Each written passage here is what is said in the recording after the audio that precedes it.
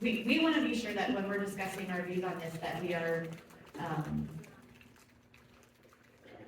we're doing it in a way where we need to be willing to have a bridge to engage with people who disagree with us. So how that's perceived is not really in our control, but that's the desire here.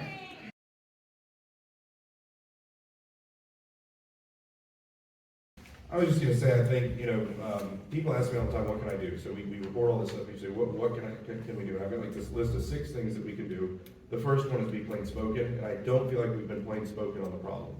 So we've beat around the bush on the problem, but the problem is, in a children's section, in a public library, there is absolute rank filth and wicked material, nudity, penetration, pornographic images, specifically images pornographic, and also what's written with the pure intention of getting children who have no business of even having these thoughts to either transition, getting into transitioning, which is mutilating their genitals, having their breasts cut off. And all of that is a lie. why? So, I'm okay, sorry. why?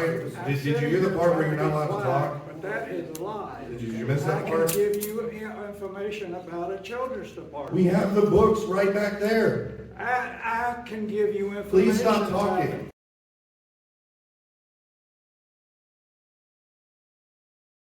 I mean, we're not worried about a dialogue.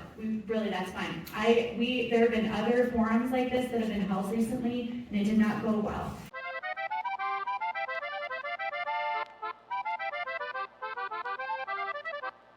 And that's why we thought tonight we're not going to do like a back and forth. We're going to do more of we're going to have a discussion. I had questions and concerns submitted via email, and so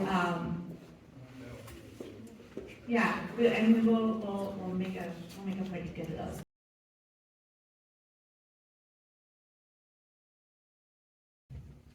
So I think it's this idea of the myth of neutrality, right? Is that something can be neutral. It can't. It can't be. There's going to be one religion and one culture that is ruling over others.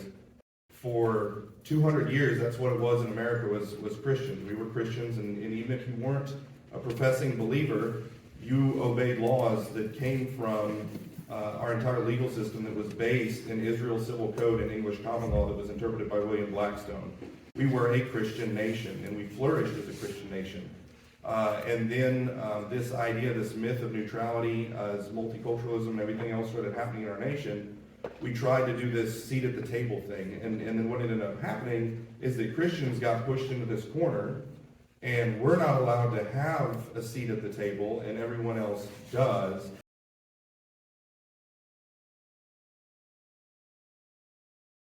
The church is supposed to love people. The church is supposed to walk with people in their struggles, in their problems, in their identity crises. But the issue is either the church goes one of 2 extremes. The church either adopts, condones, and approves of dangerous lifestyles, or the church just throws the Bible at them. It is sad to say that most of the church today is not open to discuss and to love on people that are struggling with identity. And so the LGBT community is a lot more welcoming to these people than the Christians are. And that's a problem.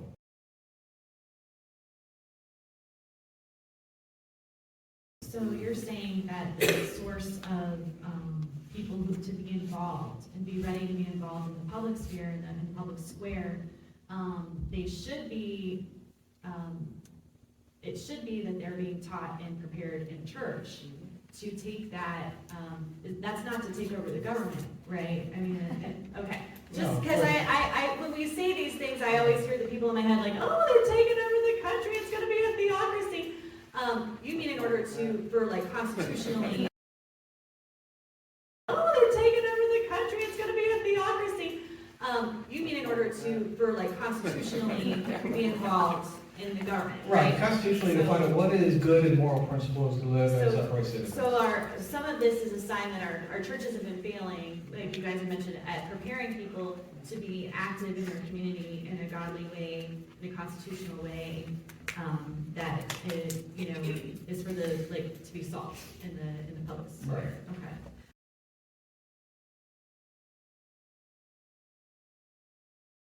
The books that have been been challenged so far, that some of them have been moved, and so perhaps that's a sign that the process does work, and that the library board is taking action, and, let me make sure, it was a long question. It just occurred to me I might have I think missed I get the question. I think that one's for me too.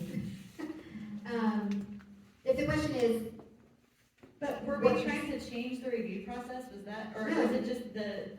we would like the review process to actually be effective, but the question is, well, it seemed to have worked a little bit. Okay, here's the question, would boards have to move every book you personally disliked in order for you to call them effective? Well, it's not about what I personally dislike, because if it was what I personally disliked, it would be pretty much the entire library would probably go, to be honest. I'm a great book lover.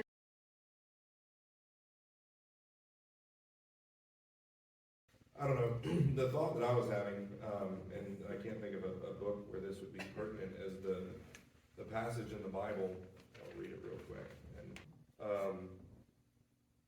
Mark 9:42, whoever causes one of these little ones to believe in me, who believes in me to sin, it would be better for him if a great millstone were hung around his neck and he were thrown into the sea. Jesus said that. So that's kind of what I think is the bigger deal here, is that, you know, we're trying to like be inclusive and like, well, we have to be practical, and it's like, no, we don't. They're not gonna be practical with us. That's right. Come on. Right, and we are standing on very solid footing on this one, Yes. right? This is not one of those ones where it's a little bit unclear and I'm not sure. I'm not of the, well, we'll put it in the adult section. I'm in the burn the book section. I mean, it's like, oh my God, you said burn the books, burn the freaking books. Burn them, I don't care, right? What's first? No, this is not protected speech, Right. because no one will grow a set and just say it. Amen, brother. Never.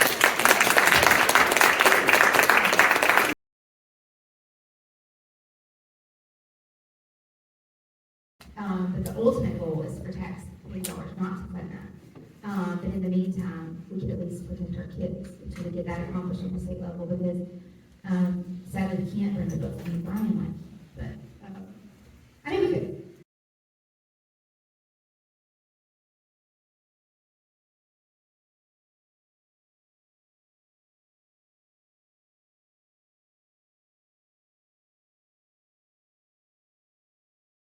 How serious those warning signs were taken is exemplified by my mother, who, when I asked her if we had to worry, she said, no, we are living in a democracy, we have the protection of the police, nobody is going to hurt us, so talk about warning signs, there were plenty of them. Did we take them serious? My family didn't. Never believed that Germans would stoop so low that they would implement the threats which one fanatic uttered.